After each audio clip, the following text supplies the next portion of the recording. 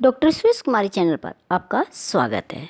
देखिए, आज हम राजनीति विज्ञान विषय में नागरिक का क्या अर्थ है और नागरिक की क्या भूमिका है, नागरिक और विदेशी में क्या अंतर है, ये स्पष्ट करेंगे।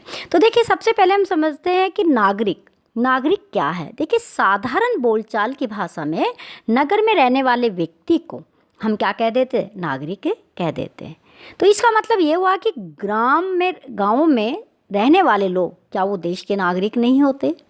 नागरिक का उपयुक्त अर्थ जो बताया जाता है वो संकुचित होता है, अमान्य होता है, उसको स्वीकार नहीं किया जा सकता। राजनीति शास्त्र की भाषा में नागरिक से अभिप्राय उस व्यक्ति से हैं जो किसी राज्य का निवासी है और राज्य द्वारा उसे विभिन्न प्रकार के सामाजिक राजनीतिक अधिकार प्रदान किए जाते हैं। वह व्यक्ति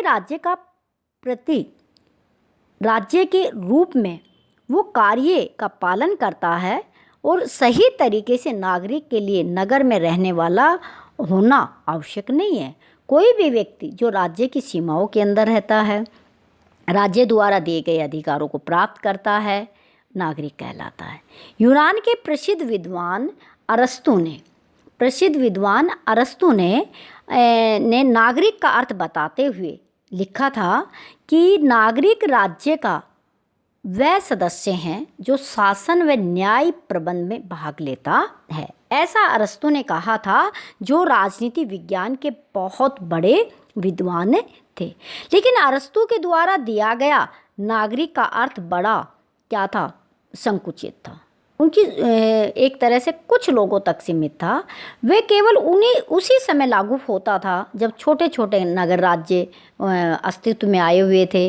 लेकिन वर्तमान समय में, आधुनिक युग में, नगर राज्यों का न होकर राष्ट्र राज्यों का होना है, वो इस परिभाषा तो सही नहीं मानते।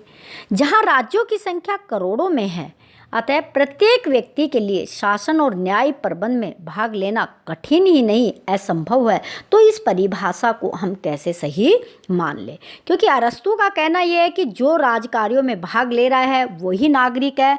तो ये सर्वदा गलत होगा, क्योंकि बहुत बड़े राज्य हैं और सारे व्यक्ति राज्य में भाग नहीं ले सकते। तो हम इस परिभाषा को उचित नहीं मानते हैं। तो हम नागरिक की एक परिभाषा देखते हैं कि एक परिभाषा के आधार पर हम नागरिक शब्द को क्या करते हैं? परिभाषित करते हैं। अब देखिए, प्रोफेसर लास्की के अनुसार मैं बताऊं आपको कि लास्की क्या कहता है कि नागरिक उस व्यक्ति को कहते हैं जो न केवल समाज का ही सदस्य है, अपितु जो कुछ तकनीकी कर्तव्यों का क्या करता है? पालन करता है। अब देखिए, समाज का मतलब वो गांव में रहे या शहर में रहे, वो कहीं भी रहे, लेकिन उसका मतलब क्या है कि वो कुछ कर्तव्य का पालन करता है, तो वो क्या है? नागरिक है। इसी तरह A.K. सिंह ने परिभाषा दी, उसमें कहा कि नागरिक वह व्यक्ति है जो राज्य के प्रति वफादार हो, जिसे सामाजिक तथा राजनीतिक अधिकार प्राप्त हो तथा जो समाज सेवा की भावना से प्रेरित हो। हर व्यक्ति नागरिक की अलग अलग तरीके से क्या करता है? परिभाषित करता है। तो कुल मिलाकर हम यही कह सकते हैं कि जितनी भी अलग अलग परिभाषा दी जाती है, लेकिन हमारे अनुसार देखिए, प्रत्येक व्यक्ति को राज्य का सदस्य जिसको माना कि वो राज्य में रह रहा है, वह राज्य के प्रति उसका श्रद्धाभाव होना चाहिए, अधिकार का वो प्रयोग करता हो, कर्तव्यों को निभाता हो और अधिकारों के बदले में कुछ कर्तव्यों का पालन बड़े अच्छे तरीके से करता हो, उसको हम क्या कहते हैं? नागरिक कहते हैं। देखिए, जो भी व्यक्ति अपने राज्य में रहेगा तो वो सिर्फ अधिकार नहीं, अधिकार के साथ क्या करेगा? कुछ कर्तव्यों का भी पालन करेगा। अब हम ये देखते हैं कि विदेशी क्या होते हैं। तो नागरिक और विदेशी में क्या फ़र्क है? तो सबसे पहले हम ये देखेंगे कि विदेशी क्या है। देखिए, नागरिक शब्द का अर्थ हमने जान लिया, उसके बाद अब हमें ये भी जानना विदेशी क्या होता है। देखिए, विदेशी तथा प्रजा शब्द का अर्थ भी जान लेना जरूरी रहेगा।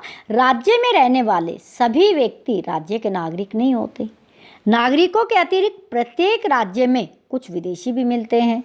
विदेशी किसी अन्य राज्य के नागरिक होते हैं और अस्थायी रूप से घूमने फिरने के लिए, व्यापार करने के लिए शिक्षा प्राप्त करने के लिए या किसी और काम के लिए वो अपने देश से दूसरे देश में चले जाते, राजनीतिक रूप से भी आ जाते, राजदूत बन के आ जाते हैं, अतः उनको हम क्या कहते हैं, विदेशी नागरिक कहते हैं।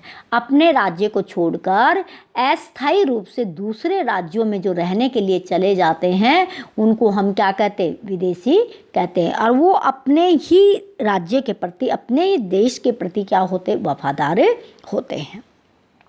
अब हम देखते हैं कि विदेशी और अपने देश के नागरिक हैं, दोनों में अंतर क्या है। क्योंकि देखिए दोनों में कुछ ना कुछ अंतर तो रहेगा, दोनों में अंतर रहेगा कि दोनों में किस तरह का अंतर है। देखिए स्थायी विदेशी, अब सबसे पहले तो हम ये देखें कि विदेशी है वो कितने प्रकार के होते हैं। देखिए एक जैसा विदेशी नहीं होते, विदेशी है वो अलग अलग तरीके से क्या करते हैं, किसी विदेश में जाते हैं। तो विदेशी है वो कितने प्रकार के, तो जो विदेशी है वो 3 प्रकार के विदेशी होते हैं। एक विदेशी वो होते हैं, देखिए जो स्थायी विदेशी है। कैसे विदेशी होते हैं, जिनको स्थायी विदेशी कहा जाता है।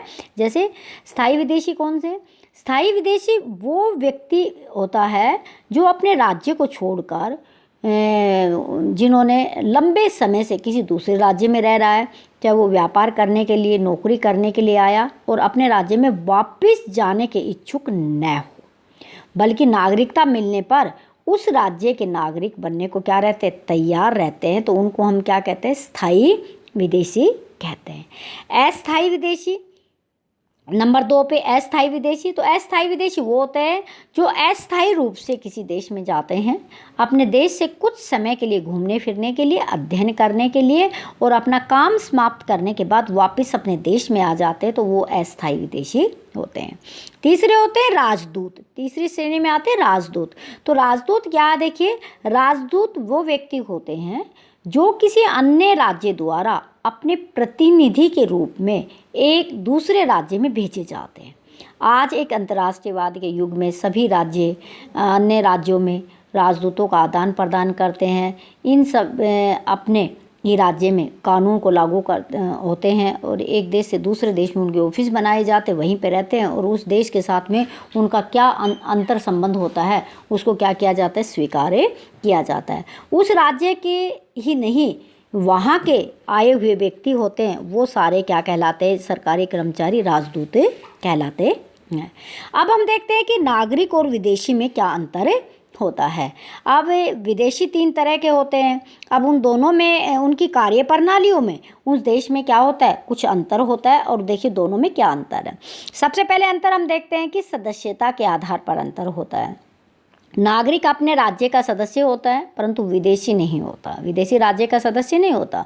विदेशी को किसी भी अन्य राज्य का सदस्य होता है, वो उस राज्य का सदस्य होता है जिस राज्य से वो आया होता है। देशभक्ति के आधार पर अंतर, नागरिक अपने राज्य के प्रति स्वामी भक्ति रखता है, देशभक्त होता है, परंतु विदेशी उस राज्य के प्रति वफादार नहीं होता।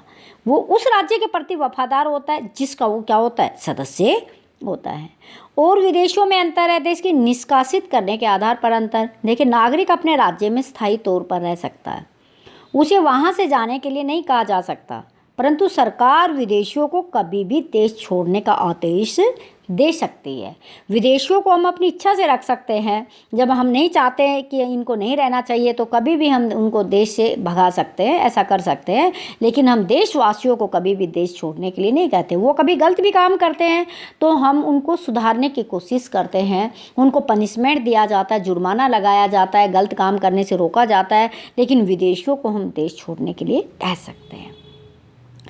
नेक्स्ट, अधिकारों के आधार पर दोनों में अंतर होता है कि विदेशी जो होते हैं वो और नागरिक होते हैं, उनके अधिकार अलग अलग होते हैं। देखिए नागरिकों को राज्य की ओर से सभी प्रकार के सामाजिक, आर्थिक, राजनीतिक अधिकार मिलते हैं, परंतु विदेशियों को सभी प्रकार के अधिकार नहीं मिलते।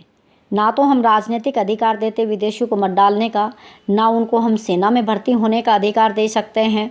विदेशियों से हमें बहुत सारी चीज़ों को क्या करना पड़ता है, गुप्त रखना पड़ता है। ना सरकार में शामिल होने का अधिकार है, ना मतदान में अधिकार है। कई ऐसे धार्मिक संस्थान होते हैं कि जिनमें हम विदेशियों पर क्या करते हैं, प्रतिबंध लगाते हैं। तो विदेशियों में और उन स्थायी नागरिकों में इन चीज़ों का क्या होता है, अधिकारों का भी क्या होता है, बहुत अंतर होता है। नेक्स्ट अब हम देखते हैं कि सैनिक सेवा के आधार पर अंतर। अब देखिए, जब भी संकट के समय राज्य अपने नागरिकों से सैनिक सेवाएं ले सकता है।